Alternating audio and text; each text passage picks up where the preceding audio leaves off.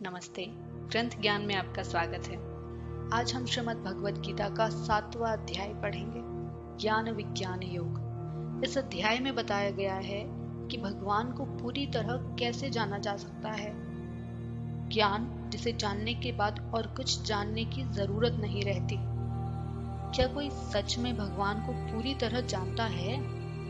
भगवान की 8 प्रकार की प्रकृतियां, भगवान की वो एक प्रकृति जिससे संसार बना है, संसार का निर्माण और विनाश। भगवान क्या है? भगवान और प्रकृति के गुणों का कनेक्शन। भगवान की पूजा कौन करते हैं? भगवान की पूजा करने वाले लोग कितने प्रकार के होते हैं और वो कौन होते हैं? हम देवताओं की पूजा क्यों करते हैं? देवलोक और वैकुंठ में क्या फर्क है? हम सब कहते हैं कि भगवान देख रहे हैं, पर क्या भगवान सच में देख रहे हैं? क्या भगवान हमें जानते हैं? क्या ये जरूरी है कि भगवान को समझने के लिए वर्षों की तपस्या और परिश्रम किया जाए? क्यों कहा जाता है कि मरते वक्त भगवान को याद करना चाहिए या पुकारना चाहिए? चलिए इन सब सवालों का जवाब ढूंढने की कोशिश करते हैं इस अध्याय में। और अध्याय के बाद आपको मामा शकुनी, जो जुए में कभी नहीं हारे थे, उनकी कहानी बताएंगे। श्रीमद् भगवद गीता अध्याय 7 ज्ञान विज्ञान योग। श्री भगवान उवाच मया सक्त मनाः पार्थ योगम यनंजन मद आश्रय असंशयम समग्रम मा यथा ज्ञास्यसि तत् शृणु। श्री कृष्ण भगवान ने कहा, हे पार्थ, अब तुम ये सुनो कि मन से मुझ में लीन रहने वाला मनुष्य मेरी चेतना में आत्म साक्षात्कार करते हुए, मतलब खुद को जानने का अभ्यास करते हुए, निस्संदेह मुझको पूरी तरह से कैसे जान सकता है। ज्ञानम तेहम स्विज्ञानमिदं वक्ष्यामि यशसेत यत् ज्ञात्वा नेह भूयो अंत ज्ञात्वम अवशिष्येत। अब मैं तुमसे पूर्ण रूप से व्यवहारिक तथा दिव्य ज्ञान कहूंगा। इसे जान लेने के बाद तुम्हें और कुछ जानने के लिए शेष नहीं रहेगा, अतः तुम्हें और कुछ जानने की जरूरत नहीं पड़ेगी। मनुष्याणाम सहस्रेषु कश्चिन घटति सिद्धये यत् तामपि सिद्धानाम कश्चिन माम वेति तत्वत्। कई हजार मनुष्यों में से कोई एक सिद्धि के लिए प्रयत्नशील होता है, कोई एक सिद्धि पाने के लिए कोशिश करता है, और इस तरह सिद्धि प्राप्त कर लेने वालों में से कोई एक विरला ही मुझे वास्तव में जान पाता है। भूमि रापो नलोह वायु खम मनो बुद्धि रैव च अहंकारम इत्यम में भिन्ना प्रकृति रष्टधा। पृथ्वी, जल, अग्नि, वायु, आकाश, मन, बुद्धि और अहंकार, ये 8 प्रकार से विभक्त, 8 प्रकार से बटी हुई मेरी भिन्न भिन्न प्रकार की, मेरी पृथक प्रकृतियां हैं। अप्रेमित्स्वन्याम प्रकृतिम विद्धि में पराम जीव भूताम महाबहो ययेदम धार्यते जगत।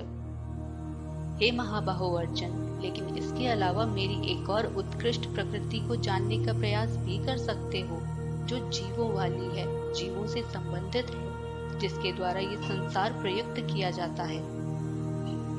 एत घोनिनी भूतानि सर्वाणि द्युपराधेय अहम कृत स्तरस्य जगतः प्रभव प्रलय था। सारी योनियों का उद्गम, सारी योनियों का जन्म स्रोत इन दोनों शक्तियों में ही है। इस जगत में जो कुछ भी सांसारिक या आध्यात्मिक है, उसकी उत्पत्ति और प्रलय दोनों मुझसे ही है। मतः परतरम नान्य किश्चितास्ति धनंजय मयि सर्वमिदं प्रोक्तम सूत्रे मणिगणा इव। हे धनंजय, मुझसे श्रेष्ठ कोई सत्य नहीं है। जिस प्रकार मोती धागे में गुंथे रहते हैं, उसी प्रकार सब कुछ मुझ पर ही आश्रित है। रसो अहम पशु कौन्तेये प्रभासमि शशि सूर्ययो प्रणव सर्व वेदेषु शब्दः खे पौरुषम नृषु। हे कुंती पुत्र, मैं जल का स्वाद हूँ, सूर्य तथा चंद्रमा का प्रकाश हूँ, वैदिक मंत्रों में मैं ओंकार हूँ, आकाश में ध्वनि हूँ और मनुष्यों में सामर्थ्य हूँ। पुण्यो गंध पृथ्व्याम च तेज च अस्मि विभावसो जीवनम सर्वभूतेषु तपश्चस्मि तपस्विषु। मैं पृथ्वी की मूल सुगंध हूँ, अग्नि की ऊष्मा हूँ, अग्नि का प्रकाश हूँ, मैं समस्त जीवों का जीवन हूँ और तपस्वियों का तप हूँ। बीजम माम सर्वभूतानाम विद्धि पार्थ सनातनम, बुद्धिर्बुद्धिमताम अस्मि तेज तेजस्विनाम अहम्। हे पार्थ, तुम मुझे समस्त जीवों का बीज जानो, बुद्धिमानों की बुद्धि तथा तेजस्वियों का तेज हूँ मैं। बलम बलवताम चाहम काम राग विवर्जितम, धर्मा विरुद्धो भूतेषु कामोऽस्मि भरतर्षभ। मैं वो बल हूँ जो बलवानों की कामनाओं और इच्छा से मुक्त है। हे भरत श्रेष्ठ अर्जुन, मैं वह काम हूँ जो धर्म के विरुद्ध नहीं है। ये चैव सात्विका भावा राजसा तमसाश्च ये, मत एवती तानि विद्धि न त्वहं तेषु ते मयि। तुम जान लो कि मेरी शक्ति द्वारा सारे गुण प्रकट होते हैं, चाहे वो सतोगुण हो, रजोगुण हो या तमोगुण हो। इस प्रकार से मैं सब कुछ हूँ, किंतु हूँ स्वतंत्र। मैं प्रकृति के गुणों के अधीन नहीं हूँ, बल्कि गुण मेरे अधीन हैं। त्रिभि गुणमये भावेर्भि सर्वमिदं जगत्, मोहितम नाभिजानाति मामे भय परम व्ययम्। तीनों गुणों सतो, रजो तथा तमो गुणों के द्वारा मोहग्रस्त ये सारा संसार मुझ अविनाशी सनातन को नहीं जानता। दैवी ही योषा गुणमयी मम मया दुर्दयया, मामेव ये प्रभगन्ते मया में ताम तरन्ति ते। प्रकृति के तीनों गुणों वाली इस मेरी देवताओं वाली शक्ति को पार कर पाना कठिन है, किंतु जो मेरे शरण में आ जाते हैं वे निश्चय ही इसे पार कर लेते हैं। न माम दुष्कृतिनो मूढ़ा प्रभगन्ते नराधमा, मायया अपहृत ज्ञाना असुरम भावम आश्रिता। जो दुष्ट मूर्ख हैं, जो मनुष्यों में अधम हैं, जिनका ज्ञान माया द्वारा हर लिया गया है तथा जो असुरों की प्रकृति को धारण करने वाले हैं, ऐसे दुष्ट मेरी शरण ग्रहण नहीं करते। चतुर्विधा भजन्ते माम जना सुकृतिन अर्जुन, आर्तो जिज्ञासु अर्थ अर्थी ज्ञानी च भरत ऋषभ। हे भरत श्रेष्ठ अर्जुन, 4 प्रकार के लोग मुझे भजते हैं। पहले आर्त, विपदाग्रस्त पीड़ित लोग। जिज्ञासु, ज्ञान के जिज्ञासु लोग। अर्थ अर्थी, लाभ की इच्छा रखने वाले। और चौथे ज्ञानी, ज्ञानी का मतलब है वस्तुओं को सही रूप में जानने वाले। तेषाम ज्ञानी नित्य युक्त एक भक्ति विशिष्यते, प्रिय ही ज्ञानीन अत्यर्थम अहम स च मम प्रिय। इनमें से जो ज्ञानवान व्यक्ति होता है वो सदैव सिर्फ भक्ति के लिए तत्पर रहता है। वो इन सब में से विशिष्ट होता है, सर्वश्रेष्ठ होता है। ऐसे व्यक्ति को मैं अत्यंत प्रिय होता हूँ और वो भी मुझे प्रिय होते हैं। उदारा सर्व एव ते ज्ञानी त्वमात्मेव मे मतम, आस्थितः स ही युक्त आत्मा मामे वातुत्मा गतिम। निस्संदेह ये सब उदार चित्त व्यक्ति हैं, किंतु जो मेरे ज्ञान को प्राप्त है उसे मैं अपने ही समान मानता हूँ।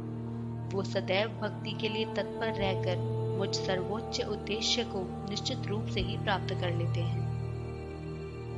बहु नाम जन्म नाम अन्ते ज्ञानवान माम प्रभगन्ते, वसुदेव सर्वमिति स महात्मा सुदुर्लभ। अनेक जन्म जन्मांतर के बाद जिसे सचमुच ज्ञान होता है वह मुझको समस्त कारणों का कारण जानकर मेरी शरण में आता है। ऐसा महात्मा अत्यंत दुर्लभ होता है।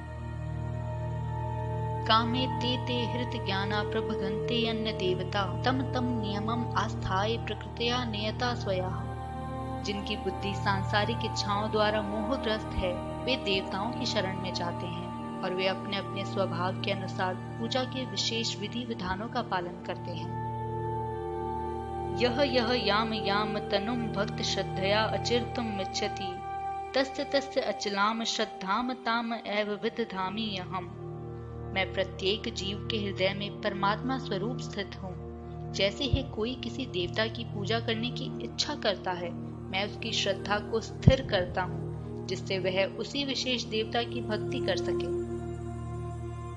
सहतया श्रद्धया युक्त तस्य आराधनम इहते, लभते च तत् कामान मया एव विहितान ही तान। ऐसी श्रद्धा से समन्वित वह देवता विशेष की पूजा करने का यत्न करते हैं और अपनी इच्छा की पूर्ति करते हैं, किंतु वास्तविकता तो यह है कि ये सारे लाभ केवल मेरे द्वारा ही व्यवस्थित किए जाते हैं।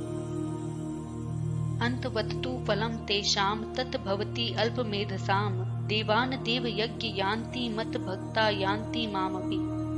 अल्प बुद्धि वाले व्यक्ति देवताओं की पूजा करते हैं और उन्हें प्राप्त होने वाले फल सीमित तथा क्षणिक होते हैं। देवताओं की पूजा करने वाले देवलोक को जाते हैं, किंतु मेरे भक्त अंततः मेरे परधाम को प्राप्त होते हैं। अव्यक्तम व्यक्तिम आपनम मन्यते माम अभ्युत्थ्य परम भावम अजानंत मम अव्ययम अनुततमम। बुद्धिहीन मनुष्य मुझको ठीक से न जानने के कारण सोचते हैं कि मैं पहले निराकार था और अब मैंने इस स्वरूप को धारण किया है। वे अपनी अल्प ज्ञान, कम ज्ञान के कारण मेरी अविनाशी तथा सर्वोच्च प्रकृति को नहीं जान पाते।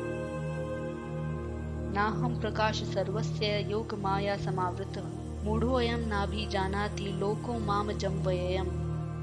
मैं मूर्खों और कम ज्ञान वालों के लिए कभी भी प्रकट नहीं हूँ। उनके लिए तो मैं अपनी योग माया की शक्ति द्वारा आच्छादित रहता हूँ, अतः वो ये नहीं जान पाते कि मैं अजन्मा और अविनाशी हूँ। वेदाहं संस्थितानि वर्तमानानि चार्जुन भविष्याणि च भूतानि माम तु वेद न कश्चन। हे अर्जुन, जो कुछ भूतकाल में घटित हो चुका है, जो वर्तमान में घटित हो रहा है और जो आगे होने वाला है, मैं वह सब कुछ जानता हूँ। मैं समस्त जीवों को भी जानता हूँ, किंतु मुझे कोई नहीं जानता। इच्छा द्वेष समुत्थेन द्वंद्व मोहेन भारत सर्वभूतानि सम्मोहं सगृह्य यान्ति परन्तप। हे भारतवंशी, हे शत्रुओं के विजेता, समस्त जीव जन्म लेकर इच्छा और घृणा से उत्पन्न होने वाले द्वंद्वों से मोहग्रस्त हो जाते हैं, उनके माया जाल में पड़ जाते हैं और मोह को प्राप्त हो जाते हैं। येषां द्वन्द्वगतं पापं जनानां पुण्यकर्मणां ते द्वंद्व मोह निर्मुक्ता भजन्ते माम दृढ़व्रता। जिन मनुष्यों ने पूर्व जन्म में या इस जन्म में पुण्य किए हैं और जिनके पाप कर्मों का पूरी तरह से विनाश हो चुका है, वे मोह के द्वंद्वों से मुक्त हो जाते हैं और संकल्प पूर्वक पूरे दृढ़ संकल्प के साथ भक्ति के लिए तत्पर हो जाते हैं। जरा मरण मोक्षाय माम आश्रितय यतन्ति ये ते ब्रह्मा तत्विदु कर्म श्रम अध्यात्मम कर्म चाखिलम। जो वृद्धावस्था और मृत्यु से मुक्ति पाने के लिए निरंतर प्रयत्नशील रहते हैं, वे बुद्धिमान व्यक्ति होते हैं और वो मेरी भक्ति की शरण ग्रहण करते हैं। वे वास्तव में ब्रह्मा हैं, क्योंकि वे दिव्य कर्मों के बारे में पूरी तरह से सब कुछ जानते हैं। साधि भूतादि देवम माम साधि यज्ञम च ये विदुः प्राण काले अपि च माम ते विदुर्युक्त चेतस।